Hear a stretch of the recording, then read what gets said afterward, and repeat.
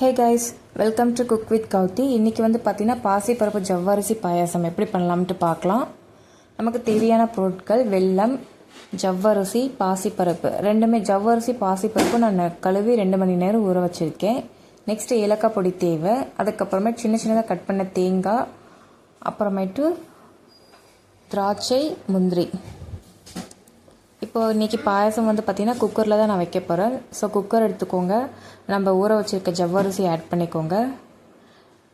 Next பாசிப்பருப்பு add பண்ணிக்கோங்க.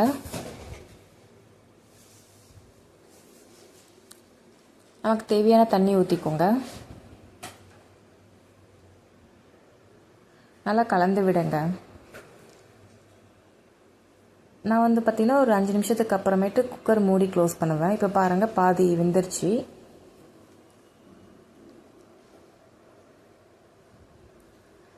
பாருங்கள், இப்போ லைட்டாக வெந்திருக்கு பாருங்கள். இந்த சமயத்தில் வந்து பார்த்திங்கன்னா நம்ம குக்கர் மூடி க்ளோஸ் பண்ணிடுவோம்.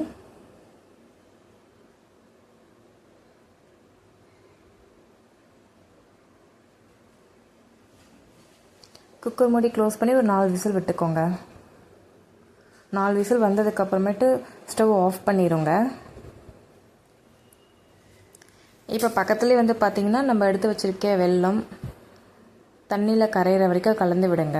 வெல்லம் போட்டுக்கோங்க தண்ணியில்.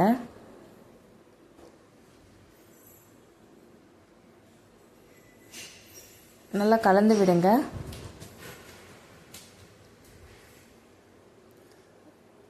இப்போ நல்லா கொஞ்சம் ஆவி அடங்கிருச்சு. ஸோ அதை ஓப்பன் பண்ணி பார்ப்போம் குக்கரை. பாருங்கள், பருப்பு ஜவ்வரிசியே நல்லா வெந்து இருக்குது பாருங்கள்.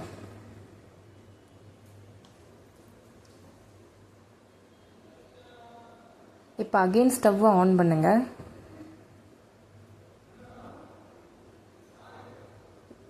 நெக்ஸ்ட்டு நம்ம வெல்லம் வந்து பக்கத்தில் கரைச்சி வச்சுருக்கோம்ல, கரைஞ்சா போதும். நீங்கள் கருப்பட்டி வெல்லம் இருந்தால் கூட இதே மாதிரி பண்ணுங்க. உங்கள்கிட்ட நாட்டு சர்க்கரை இருந்தால் அப்படியே அந்த குக்கர் ஓப்பன் பண்ணி நாட்டு சர்க்கரை போட்டு உங்களுக்கு தேவையான தண்ணி ஆட் பண்ணி பால் ஊற்றிக்கோங்க. அது பெஸ்ட்டு. இப்போ வந்து பார்த்திங்கன்னா நம்ம கரைச்சி வச்சுருக்க வெல்லத்தை வந்து வடிகட்டி ஊற்றிட்டோம்.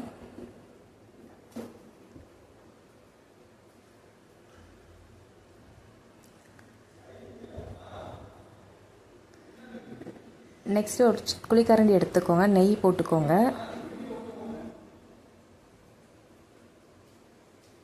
முந்திரி திராட்சை ஆட் பண்ணிக்கோங்க.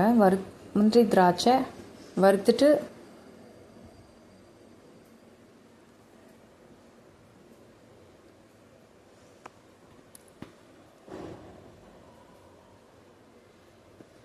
பாருங்கள், பொன்னிறமாக வறுத்து அந்த பாயாசமில் போட்டுருங்க. நீங்கள்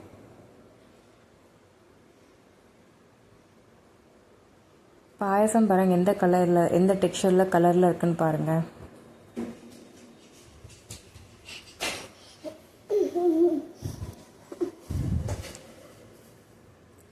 இப்போ வறுத்த முந்திரி திராட்சை கொட்டிடுங்க.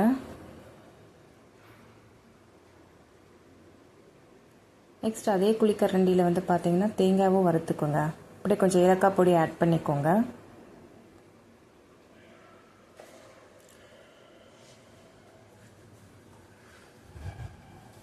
முந்திரி திராட்சை ஆட் பண்ணதுக்கப்புறம் நீங்கள் ஸ்டவ் ஆஃப் பண்ணிடுங்க. அப்புறம் லைட்டாக தேங்காய் வந்துட்டு நெய்யில் வதக்கி லைட்டாக டோஸ்ட் பண்ணால் போதும். ரொம்ப டோஸ்ட் பண்ண அவசியம் இல்லை. இந்த பாயசமில் ஆட் பண்ணிக்கோங்க.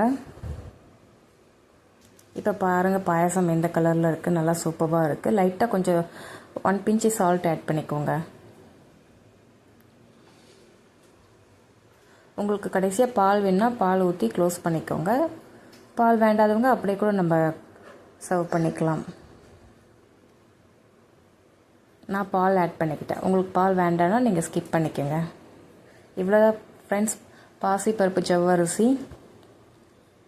நீங்கள் வீட்டில் ட்ரை பண்ணி பார்த்துட்டு எப்படி இருக்குன்னு சொல்லுங்கள். உங்கள் ஃபேமிலிக்கும் நீங்கள் செஞ்சு கொடுத்து பாருங்கள். ஜவ்வரிசி பாசிப்பருப்பு பாயாசம் அவ்வளோ டேஸ்ட்டாக இருக்குது. தேங்க்யூ.